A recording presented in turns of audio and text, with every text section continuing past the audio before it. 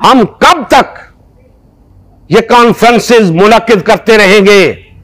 कब तक ये मजालिस मुनक्किद करते रहेंगे? कब तक थिंक टैंक बनाते रहेंगे? हमें मैदान अमल में उतरना है, इस जिद्दोजहद को तेज करना है, हमें आवाम को मोबिलाइज करना है, उसके लिए हमें निकलना है मैदान में। और लामहाला उसके लिए हमें एक लाए अमल दरकार होगा। अल्लाह के फजलो करम से पूरा रोड मैप रखता हूं मैं इस जिद्दोजहद को लेकर चलने की पूरी सलाहियत रखता हूं। जरूरत इस अमर की है कि मेरे दस्तों बाजू बने, इस जिद्दोजहद को लेकर आगे चलने के लिए मेरा साथ दें। आज जरूरत इस अमर की है कि हम खुलकर अपने दीन की बात करें, खुलकर अपने निजाम की बात करें। यह मुल्क मुसलमानों का मुल्क है, यहां इस्लाम होना चाहिए। हमें दीने जमहूर नहीं चाहिए, लेकिन इसका मतलब यह नहीं कि हम लठ लेकर दीने जमहूर के पीछे पड़ जाएं। अगर मुसलमान दीने जमहूर को पसंद करता है तो दीने जमहूर का क्या कसूर? अगर मुसलमान अपने दीन की बजाय दीने जमहूर को पसंद करता है तो दीने जमहूर का क्या कसूर? कसूर तो हमारा अपना है।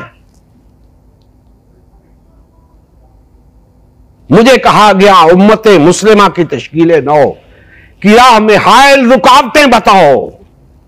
याद रखें, उम्मते मुस्लिमा की तश्कील नौ की राह में सबसे बड़ी रुकावट हम खुद हैं।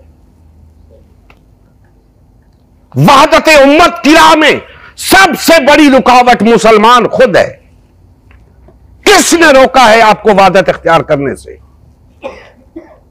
आप अपनी मर्जी से तकसीम हो, पार्टियों और जमातों में तकसीम हो। किसने रोका है आपको इकट्ठा होने से, एक जमात बनने से? अगर मुस्लिम हो तो कुरान और सुन्नत की तरफ रुजू करो, अल्लाह और उसके रसूल की तरफ लौटो।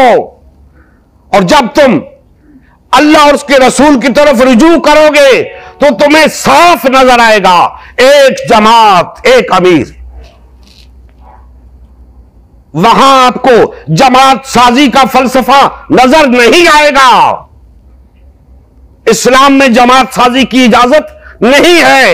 एक जमात, उम्मते मुस्लिमा, नबी करीम सल्लल्लाहु अलैहि वसल्लम ने इसकी तश्कील फरमा दी थी। अब हर मुस्लिम का काम था इस उम्मते मुस्लिमा के साथ जुड़ के रहना। हमें उस उम्मते मुस्लिमा के साथ जुड़ के रहना था। हमने ये काम करने की बजाय नई जमातें बनानी शुरू कर दी। हमने बाकायदा तकसीम का अमल शुरू कर दिया।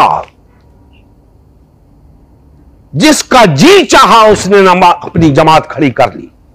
और आज इतनी जमातें वजूद में आ चुकी हैं कि हम शुमार नहीं कर सकते। किस मकसद के लिए? क्या एक मकसद के हुसूल के लिए एक जमात काफी नहीं?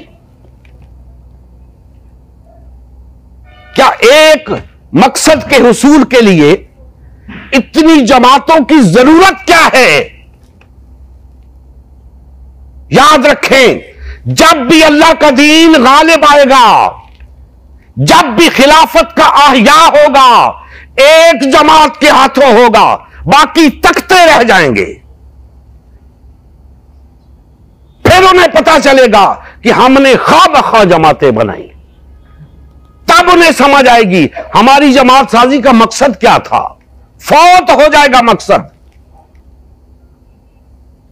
सिर्फ वो जमात अल्लाह के दीन को गालिब करेगी जिसकी अल्लाह ने जिम्मेदारी लगाई है। और वो जमात उम्मत मुस्लिमा है, जिसकी तश्कील अल्लाह के नबी सल्लल्लाहु अलैहि वसल्लम ने फरमाई थी, और उस उम्मत मुस्लिमा ने अल्लाह के दीन को गालिब करके दिखाया। आज भी अगर हम चाहते हैं कि इस रुए जमीन के ऊपर खिलाफत का अहया हो, अल्लाह का दीन गालिब आए, दीन की अकामत हो, तो हमें उम्मत मुस्लिमा बनना होगा, वहदत इख्तियार करनी होगी। और मैंने बताया आपको कि इस वहदत की राह में, उम्मत मुस्लिमा की तश्कील नौ की राह में सबसे बड़ी रुकावट हम खुद हैं। किसी ने नहीं रोका हमें वहदत इख्तियार करने से।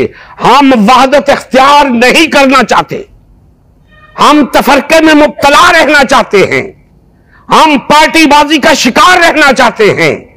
वरना क्या रुकावट है? किसने रोका है? तो सबसे पहले हमें बदलना होगा, हमें वहदत के लिए उठना होगा। आप सोच रहे होंगे कि हम कैसे उठें? हमारे कायदीन, हमारी जमातें, हमारी जिंदगियां गुजर गईं, कोई फलां जमात में, कोई फलां जमात में। अरे तुम्हारी जिंदगी तुम्हारे दीन से ज्यादा अजीज है, तुम्हारी जमात अल्लाह उसके रसूल से ज्यादा अजीज है कि तुम्हें उसकी फिक्र तो है, अल्लाह के दीन की फिक्र नहीं है, अल्लाह की जमात की फिक्र नहीं है। अल्लाह की जमात बनने के लिए, उम्मत मुस्लिमा बनने के लिए हमें जो कुर्बानी देनी पड़ी देंगे, तब जाके ये काम होगा। अपने मफादात को अगर पेशे नजर रखोगे, वहदत नहीं मिलेगी, खिलाफत नहीं मिलेगी, इसी तरह जलील और रुस्वा होते रहोगे, दीन जमहूर के गुलाम रहोगे, महकूमी की जिंदगी बसर करोगे। अगर बावकार कौम के तौर पे जिंदा रहना चाहते हो, इस रुए जमीन के ऊपर गालिब आना चाहते हो, अक़वाम आलम की इमामत करना चाहते हो, तो लौटना होगा अल्लाह उसके रसूल की तरफ, लौटना होगा कुरान और सुन्नत की तरफ, और वहदत इख्तियार करनी होगी। उम्मत मुस्लिमा बनना होगा, एक जमात बनना होगा, एक अमीर की अमारत और इमामत के अंदर चलना होगा।